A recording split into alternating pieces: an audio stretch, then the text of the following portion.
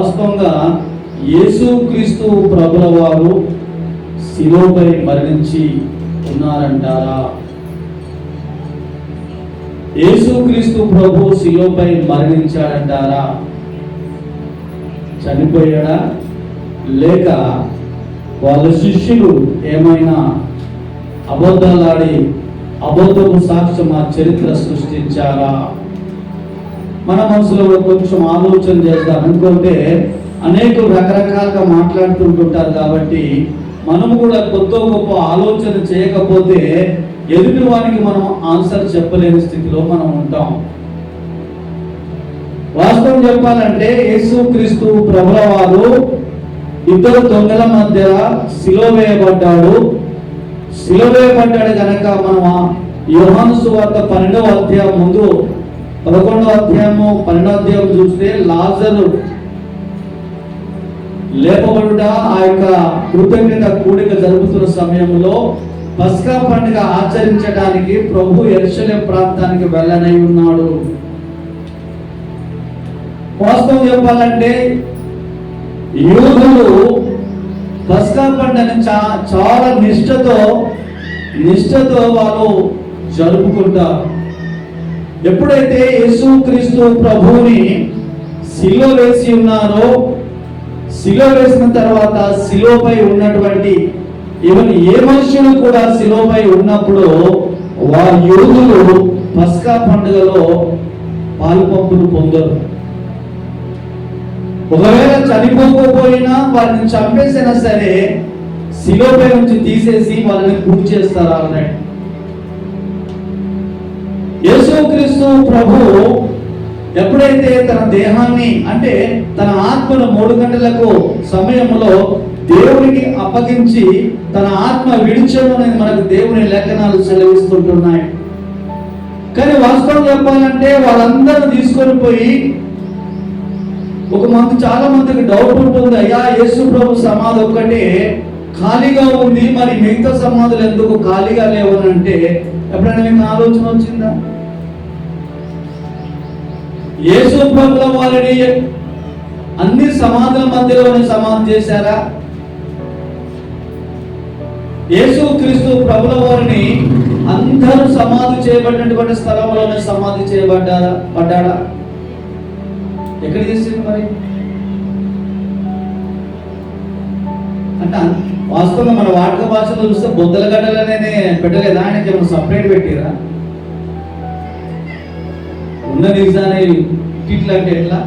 నోటితో చెప్పండి, దేవుడు నోరిచ్చాడు. యేసు ప్రభు సమాధి ఒక్కటే ఖాళీ సమాధిగా ఎందుకున్నది అంటే యేసుక్రీస్తు ప్రభుల వారిని ఒక ప్రత్యేకమైనటువంటి సమాధిలో దాచిపెట్టారు. అంటే సమాధి చేయబడ్డాడు. అయ్యా ఎవరి కొరకైతే అరిమత యోసేపు అనే ఒక ధనవంతుడు తన కొరకు ఒక సమాధిని తన సొంత స్థలంలో ఏర్పాటు చేసుకున్నాడు కనుక ప్రభుపై ఆయనకునేటువంటి ప్రేమ, ఆయనకున్నటువంటి భక్తిని బట్టి ప్రభు మరణించిన తర్వాత ఆ రాజ్యంలో ఉన్నటువంటి రాజు దగ్గరికి వెళ్ళిపోయి అయ్యా ఈ దేహమును నాకు ఇమ్మని చెప్పి బ్రతిమలాడుకొని మొత్తం మీద రాజు దగ్గర ఆజ్ఞ తీసుకొని శిలువపై నుంచి యేసుక్రీస్తు ప్రభు యొక్క దేహాన్ని తీసుకొని వచ్చి మరి సుగంధ ద్రవ్యాలు అన్ని పూసి మొత్తం మీద 6 గంటల లోపే సమాధి చేయబడ్డాడు. 6 గంటల లోపే సమాధి చేయబడ్డాడు. ప్రపంచంలో వాస్తవంగా చూడాలంటే ఈ రోజు కూడా ప్రపంచంలో రెండు రకాల కాలమానాన్ని వాళ్ళందరూ పాటిస్తారు. 2 రకాల కాలమానాన్ని ప్రపంచంలో ఉన్నటువంటి ప్రజలు పాటిస్తారు. మనకు రోజు ఎప్పటి నుంచి స్టార్ట్ అవుతుంది? మన భారతదేశంలో ఉన్నటువంటి వారికి రోజు ఎప్పటి నుంచి మొదలవుతుంది?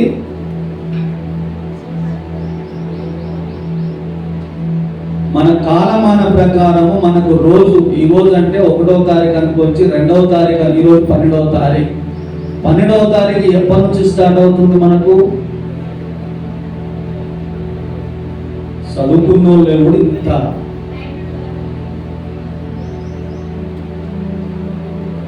2 కాలమానాలు ఉన్నాయి. నేను చాలాసార్లు పదే చాలాసార్లు చెప్పాను మీకు, ఎందుకు అప్పుడప్పుడు రాసుకోవాలని చెప్పి.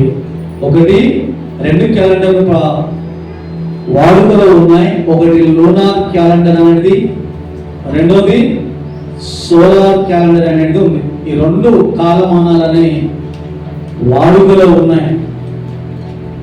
మనకైతే సోలార్ క్యాలెండర్ను వాడుతుంటున్నాం కాబట్టి రాత్రి 1 గంట నుంచి 12 తర్వాతనే కదా 1 గంట వచ్చేది. 1 గంట నుంచి మనకు దినం మొదలు స్టార్ట్ అవుతుంది. యూదులకు ఇప్పటికీ నేటికి కూడా జెరూసలేం ఆయా ప్రాంతాల్లో చూస్తే వాళ్ళకు దినం ఎప్పటి స్టార్ట్ అవుతుంది తెలుసా? 6 గంటల నుంచి. వాళ్ళు ఎప్పుడు కూడా దినాన్ని పూర్తిగా పరిగణలోకి తీసుకో. బైబిల్లో కూడా ఆయా సమయాల్లో రాత్రి పగలు అంటారు. దినం ఒక దినంగా అనేటువంటి వర్డ్ పాత నిబంధనలో ఎక్కువగా ఎక్కడ రాసిపెట్టి లేదు. కానీ మరి వాళ్ళు ఎప్పుడు చూస్తున్నా కూడా 6 గంటలకు దినం స్టార్ట్ అవుతుంది. యేసు ప్రభువును సిలువేసినప్పుడు మరి పస్కా పండుగ టైం 6 గంటలకు స్టార్ట్ అవుతుంది కదా. మరి ఒకవేళ సిలువపైన ఆ యొక్క యేసు చనిపోకుండా చంపేస్తారు. చంపేసిన తర్వాత ఖచ్చితంగా పూడ్చిపెట్టాలి. యేసే కాదు, ఎవరైనా సరే వాళ్ళ ఆచార ప్రకారం. ఒకవేళ యేసు ప్రభుని సమాధి చేయబడిన తర్వాత ఆయనకి వాళ్ళందరూ అక్కడ ఉన్నటువంటి శాస్త్రులు పరిచయాలు అందరూ రాజు దగ్గరికి పోయి ఏమి చేశారు? అయ్యా ఒక వదంతి ఉందయ్యా, ఆయనకు ఒక ఏదో ఒక వాస్తవం చెప్పాలంటే వీళ్ళంతా ఏదో ప్రచారం చేసుకున్నారు. ఏందయ్యా ప్రచారం అంటే, వీడు చనిపోయి మళ్ళీ లేస్తారటనయ్యా అని చెప్పి రాజు దగ్గరికి పోయారు. రాజు దగ్గరికి పోతే ఆ సమాధికి ఏం చేశాడంటే, ఆ సమాధిలో పెట్టిన తర్వాత సమాధి చుట్టూ అంతా ఆ ముందు పుట్టినటువంటి రాయి కూడా కీలు మూసేసేసి కీలంతా రుద్దిన తర్వాత వాళ్ళు ఏం చేశారు? ఇంచుమించు 16 మందిని సెక్యూరిటీ పెట్టారు. ఒక 4 వండుకుంటే 8 మంది కాపాడారు. ఇంకో మంది 4 వండుకుంటే అలా స్టెప్ బై స్టెప్ 16 మందిని కాపలా పెట్టారు.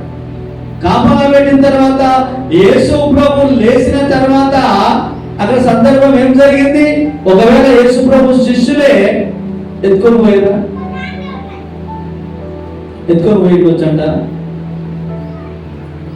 ఒకవేళ శిష్యులు ఎత్తుకొని పోతే యేసు ప్రభుని మేము లేపినామయ్యా, లేచిందయ్యా అని ఒకవేళ శిష్యులు అంటే, ఓరు బాబు మీ యేసు ప్రభు లేవలేదురా, మేము ఎత్తుకొని పోయినామని చూపించడంలా కాదు. రోమా సైనికులు, రోమా సామ్రాజ్యంలో ఉన్న ప్రజలు ఒకవేళ యేసు ప్రభు లేవలేడు అని వాళ్ళు ఏమైనా ఇంకా సృష్టించాలనుకుంటే, యేసు ప్రభు దేహాన్ని దొంగిలిస్తే నా దేవుడు లేచాడు అని చెప్పి శిష్యులు ప్రకటిస్తుంటున్నప్పుడు ఆ దేహాన్ని తీసుకొచ్చి, ఏడా బాబు మీరు అబద్ధం అంటున్నారు, యేసు ప్రభు దేహం ఇది అని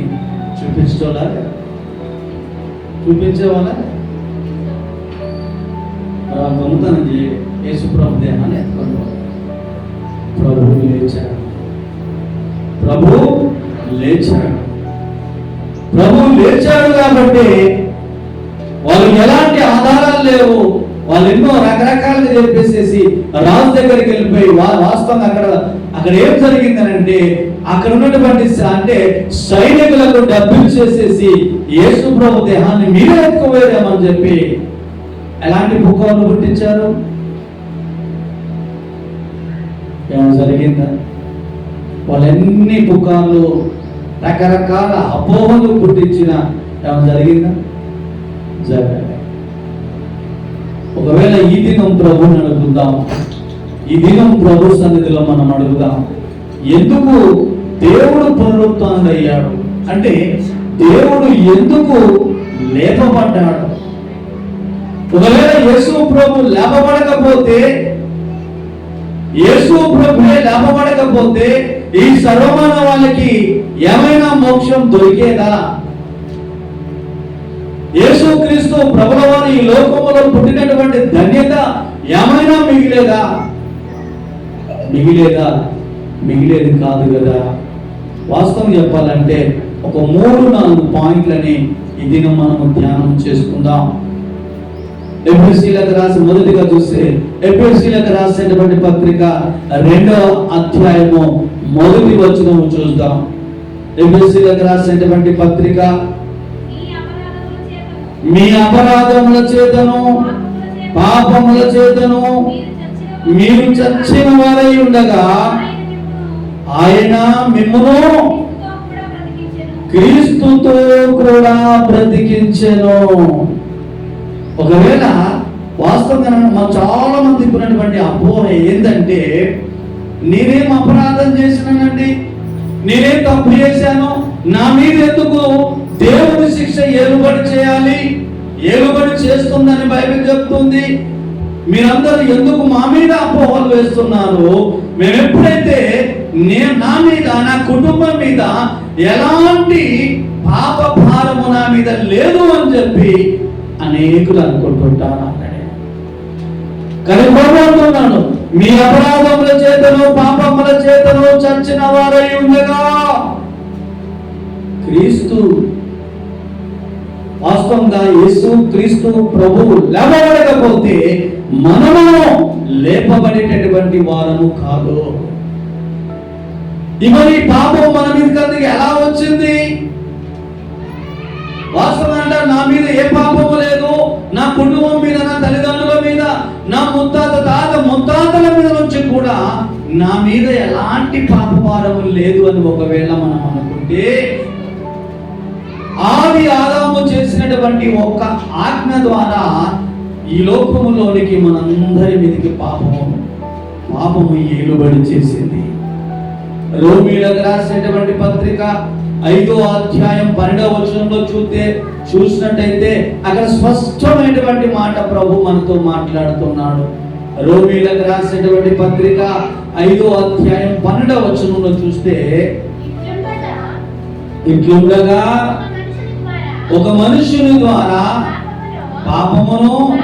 పాపము ద్వారా మరణమును ఈ లోకములోకి ఎలాగూ ప్రవేశించను. చూసారా, ఎలాగ ప్రవేశించిందట? ఒక మనుషుడు ఎవరు? ఆది ఆదాము.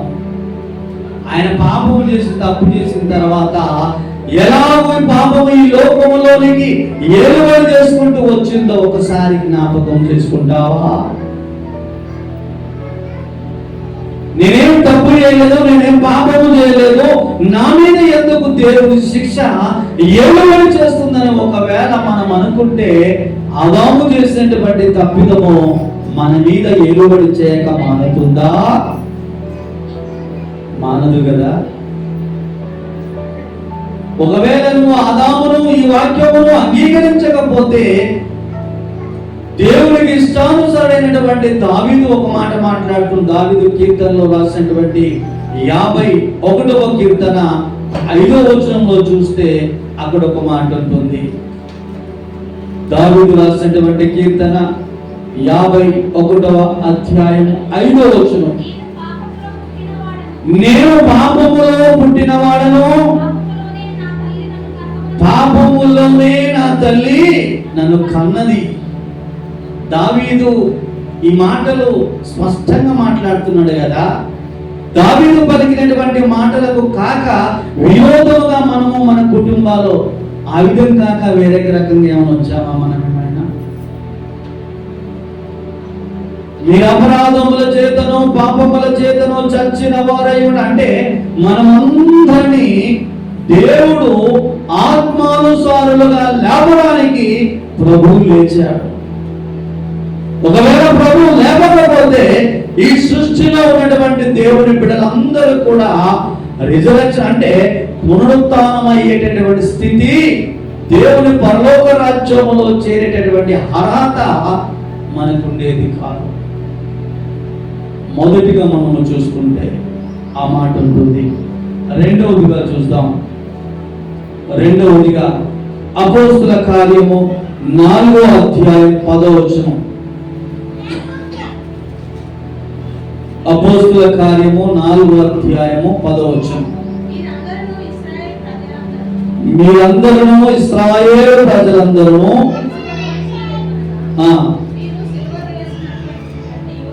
నీవు సిలువ వేయబడినట్టు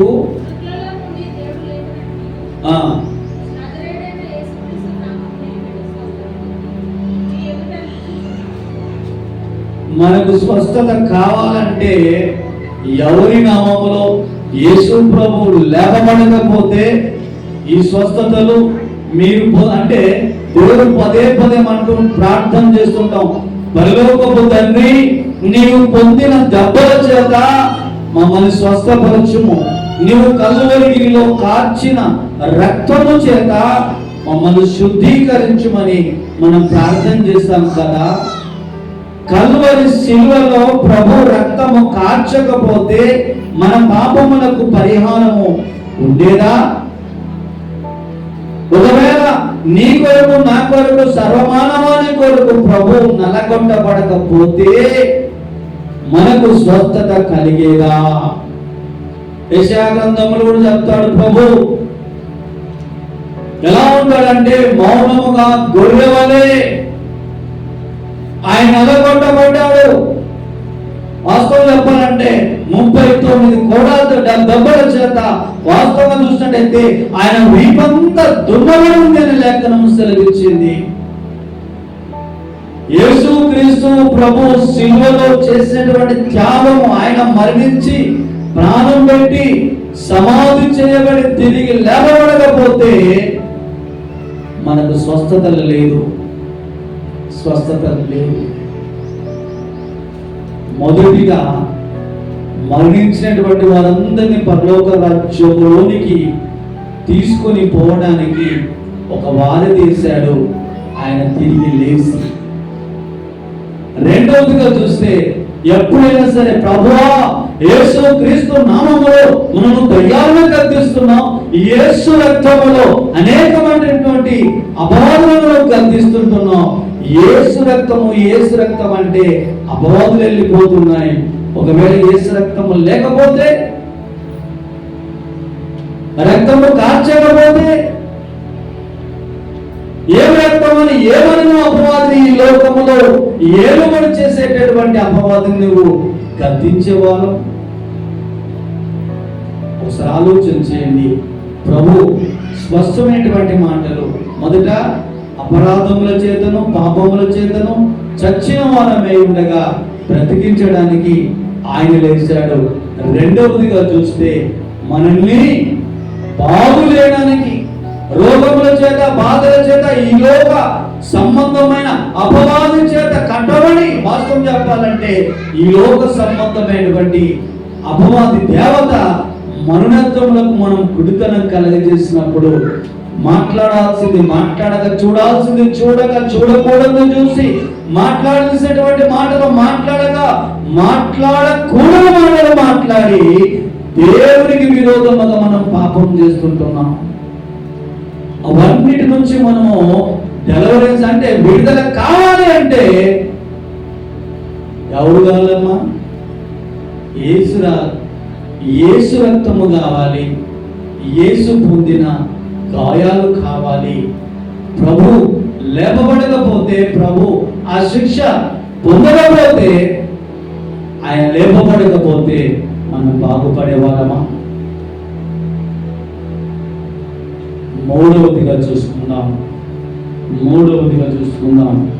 యోహాను సువార్త 11వ అధ్యాయము, యోహాను సువార్త 11వ అధ్యాయం 25వ వచనం.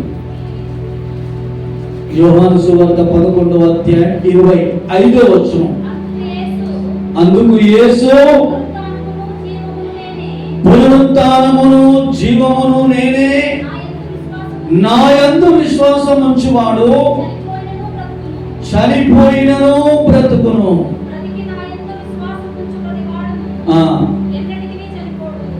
ఆయన చెబుతున్నది ఏంటంటే ఈ భౌతిక మరణము గురించి కాదు, కానీ ఆత్మానుసారమైనటువంటి మరణము నుంచి మీరు తప్పింపబడతారు అని అంటారు. మానవునికి 2 మరణాలు ఉన్నాయి. ఏదేది మానవునికి 2 మరణాలు ఉన్నాయి? మనుషులందరికీ ఎన్ని మరణాలు ఉన్నాయి? ఏదేది? ఒకటి భౌతికంగా శరీర మరణము, రెండవది ఆత్మానుసారముగా ఒకవేళ దేవుని రక్తములో కడగబడి పాప క్షమాపణ కలగకపోతే నరకములో పడి రెండవ మరణానికి పాత్రులుగా అవుతాం. మరి రెండవ మరణము గురించి ప్రభు చెబుతున్నటువంటి మాట, పునరుత్థానమును జీవమును నేనే, నా యందు విశ్వాసం ఉంచువాడు ఎవడు కూడా మరణించినను తిరిగి లేవబడతారు. అదే విధంగా చెప్తున్నాడు, యేసుక్రీస్తు నామం మీద, అంటే ఆయనపై, ఆయన చేసినటువంటి ప్రతి దానిపై మన విశ్వాసం ఉంచితే ఆత్మానుసారమైనటువంటి మరణము మరణించరు అని అంటున్నాడు. ఒకవేళ యేసు ప్రభువే లేవబడకపోతే ఈ సర్వమానవాళికి మోక్షం, పరలోక రాజ్యం ఉండేగా? యేసుక్రీస్తు ప్రభుల వారు సమాధిని గెలిచి లేవబడకపోతే, ఓ మరణమా నీ ముల్లెక్కడా అని ప్రభు అనకపోతే, అది లేపబడకపోతే నీవు నేను లేపబడేటటువంటి వారమా? లేపబడేటటువంటి వారమా? దేవుడు స్పష్టంగా ఏది మాట్లాడినా కూడా ఎక్కడ మోమాటం లేకుండా అధికారముతో మాట్లాడుతున్నటువంటి ప్రభు మాటలు మనం ఒకసారి జ్ఞాపకం చేసుకుంటాం. దేవుని మందిరానికి వెళ్ళి పస్కా పండుగ కంటే ముందు, మట్టలాదివారమునకు ముందు, మట్టలాదివారముతో జయోత్సాహముతో యెరూషలేము పట్టణానికి చేరి, యెరూషలేము పట్టణం అంటే ఆ దేవాలయంలో ఉన్నటువంటి వ్యాపారస్తులందరినీ ఏం చేశాడు? కూడా తీసుకొని కొట్టి వారిగా ఆ వస్తువులన్నింటిని బయటపడేసేసారు. అక్కడ ఉన్నటువంటి శాస్త్రులు, పరిచయాలు కలిసి ఏమన్నారు? అయ్యా, నువ్వు ఏ అధికారము చేత నువ్వు వీళ్ళని కొడుతున్నావు, వెలగొడుతున్నావు అని అన్నాడు. ఆల్రెడీ నా తండ్రి ఇల్లుని మీరు వ్యాపార స్థలముగా ఎలా మార్చగలుగుతున్నారని చెప్పి కోప్పడ్డాడు. ప్రభు ఏమన్నాడు? ఈ మందిరమును కూల్చండి, 3 రోజులలో నేను లేపుతాను. ఏ మందిరం కొరకు అన్నాడు ప్రభు? ఈ దేహం అనే మందిరము కొరకు ప్రభు, అంటే భౌతికముగా కట్టబడినటువంటి ఆ దేవాలయం కొరకు వాళ్ళు అనుకొని పిలాతు దగ్గర, రాజు దగ్గర వాళ్ళు ఏమన్నారు? అయ్యా, మా తాత ముత్తాతలు ఈ మందిరాన్ని సంవత్సరాల తరబడి కడితే వీడొచ్చి ఈ మందిరాన్ని కూలదయండి, 3 రోజుల్లో లేపుతానని చెప్తున్నాడు అన్నాడు. ఏమయ్యా లేపుతున్నావు అంటే ఒక్క మాట మాట్లాడు. ఆయన చెప్పింది దేని కొరకు? దేహం అనే మందిరము కొరకు కదా. కానీ ప్రభు 3వ దినమున తిరిగి లేపబడ్డాడు. యోహాను సువార్త 20వ అధ్యాయం 1వ వచనంలో చూస్తే అక్కడ ఏముంది? యోహాను సువార్త 20వ అధ్యాయం 1వ వచనం,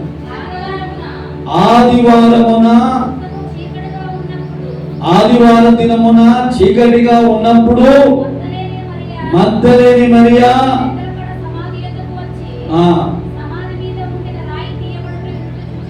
అయ్యో పాపం, వాస్తవం చెప్పాలంటే ఆ మగ్దలేని మరియా ఇంకొక మన ఇద్దరు కలిసి మా ప్రభు నా దేవుడు సమాధిలో ఉన్నాడు కదా. వెళితే ప్రభు సమాధి తెరవబడింది.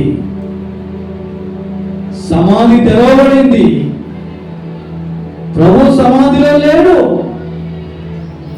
ఉదయం ఆదివార దినమునే ప్రభు లేపబడ్డాడు. పునరుత్థాన దినం.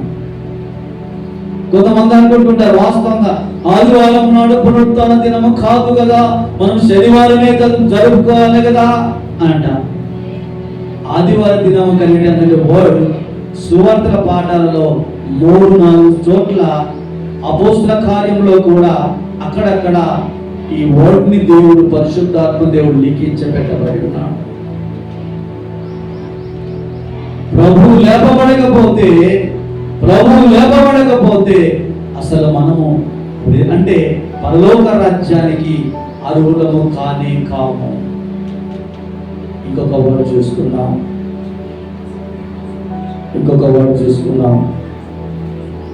రోమీయులకు రాసినటువంటి పత్రిక 8వ అధ్యాయం 34వ వచనం. శిక్ష విధించువాడు ఎవడు? చనిపోయినటువంటి క్రీస్తు యేసే. అంతేకాదు మృతులలో నుండి లేచిన వాడు దేవుని కుడి పార్శ్వమున కూర్చుండి మన కొరకు విజ్ఞాపన చేయుచున్నాడు. చూసారా? ఒకవేళ నీ కొరకు, నా కొరకు, సర్వ మానవాళి కొరకు ప్రభు మరణించి తిరిగి లేపబడి అంటే మరణించి సమాధి చేయబడి తిరిగి లేపబడి తండ్రి కొడుకు పార్శ్వమున కూర్చోండి నీ కొరకు, నా కొరకు, మనందరి కొరకు దేవుని అయినటువంటి దేవుని దగ్గర విజ్ఞాపన చేయుచున్నాడట. ఏ నా బిడ్డే, ఏ నా కుమార్తె, తన కొరకు నేను రక్తాన్ని కార్చాను, ప్రభువా ఈ తప్పుల నుంచి విడిపించు. మన కొరకు మన ప్రభు విజ్ఞాపన చేయుచున్నాడట. ఒకవేళ ప్రభు లేపబడకపోతే నీ స్థితి, నా స్థితి, మనందరి స్థితి ఏమయ్యేది? చెప్పుకుంటూ పోతే చాలా ఉన్నాయి. ఇంకొక మాట ఆలోచన చేసుకుందాం. అసలు ఈస్టర్ అనేటువంటి ఈ పేరు బైబిల్లో ఎక్కడుంది? అసలు ఎందుకు చేసుకుంటున్నాం మనం? నువ్వు చదివిరా? బైబిల్ ఎప్పుడైనా చదివిరా? మొత్తం కంప్లీట్ చేస్తారా?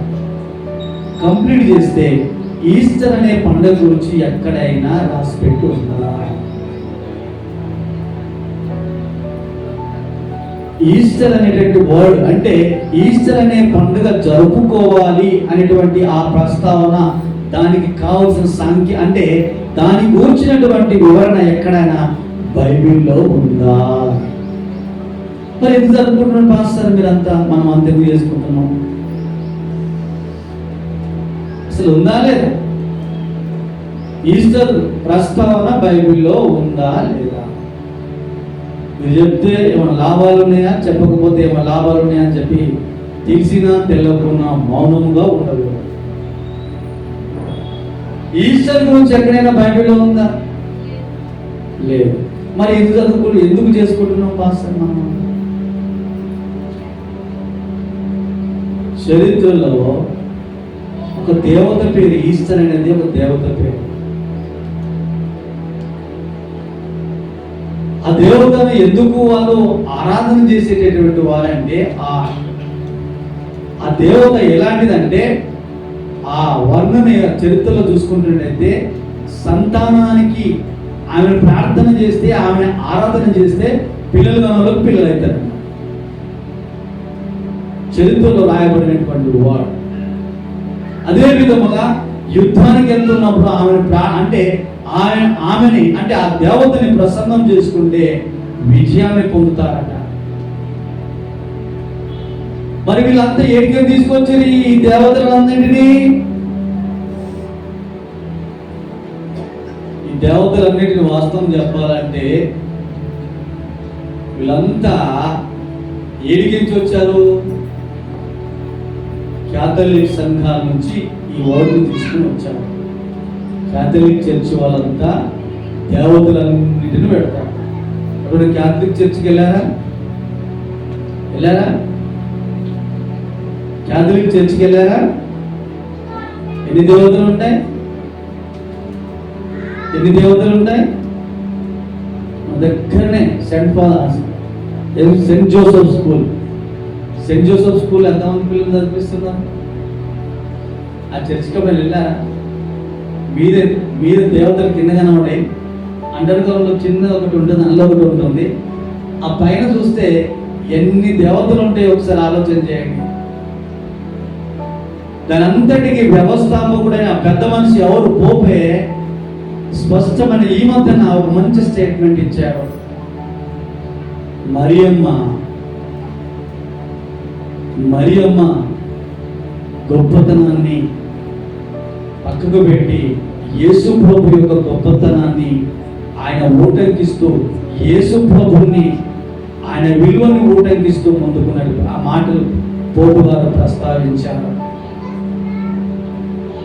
ఎందుకు ఈ మాటని జ్ఞాపకం చేస్తున్నామంటే, బైబిల్లో మనం వాడేటటువంటి బైబిల్లో అది ఒక దేవత పేరు కాబట్టి, ఈస్టర్ అనేది ఒక దేవత పేరు.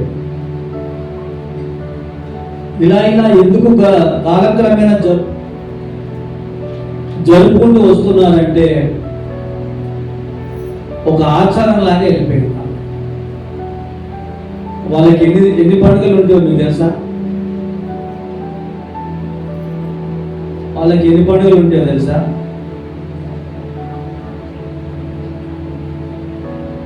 మనం కాదుగా పాసాలు మనకి తెలుస్తాయి. కనీసం మనం ఎన్ని పండుగలు జరుపుకుంటాం అదనే చెప్పండి. మనమని చెప్పండి, ఎన్ని పండుగలు జరుపుకుంటాం? మనం ఎన్ని పండుగలు జరుపుకుంటాం? ఒకటి క్రిస్మస్, రెండోది గుడ్ ఫ్రైడే, మూడోది దేవుడు ఒకవేళ నీ జీవితంలో, నా జీవితంలో ప్రభు లేపబడకపోతే మనకు అనర్థాలే తప్ప లాభాలు ఉండేవి కావు. చివరిగా ఇంకొక మాట చూసుకొని ముగింపులోకి వెళ్దాం. పేతురు రాసినటువంటి మొదటి పత్రిక, మొదటి అధ్యాయము 4వ వచనం.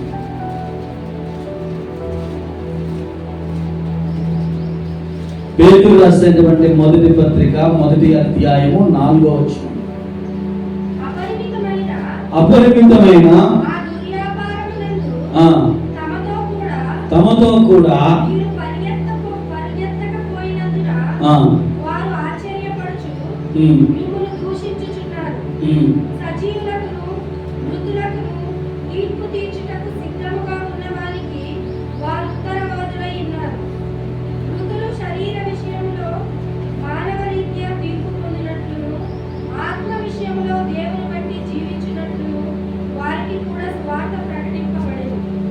వాస్తవం చెప్పాలంటే, దేవుని బట్టి, యేసు ప్రభువుని బట్టి ఈ లోకములో మనం బ్రతుకుతున్నాం.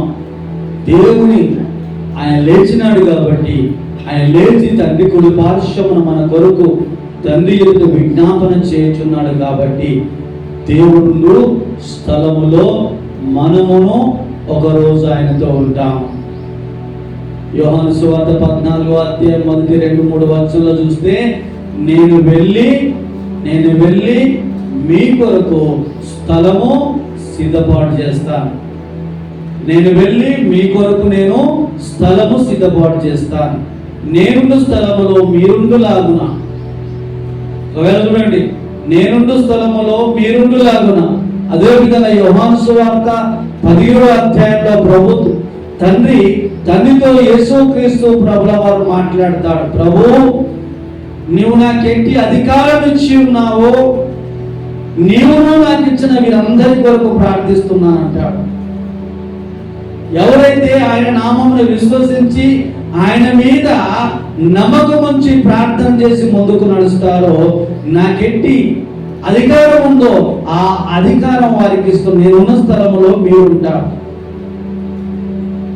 యేసుప్రభు వెళ్ళి స్థలాన్ని సిద్ధపరిచేస్తానని చెప్పాడా లేదా? యోహాను సువార్త 14వ అధ్యాయంలో ఆ మాట ఉందా లేదా? యేసుప్రభు ఎక్కడుంటాడు? యేసుప్రభు ఎక్కడుంటాడు? పరలోకంలో ఉంటాడు. యేసుప్రభు ఎక్కడుంటాడంటే ఎగిరి గంతేసి చెప్పాలి, యేసుప్రభు పరలోకంలో ఉంటాడు. యేసుప్రభు మనందరి కొరకు ఎక్కడ ఈ స్థలం సిద్ధపాటు చేసి పెడతానని చెప్తున్నాడు?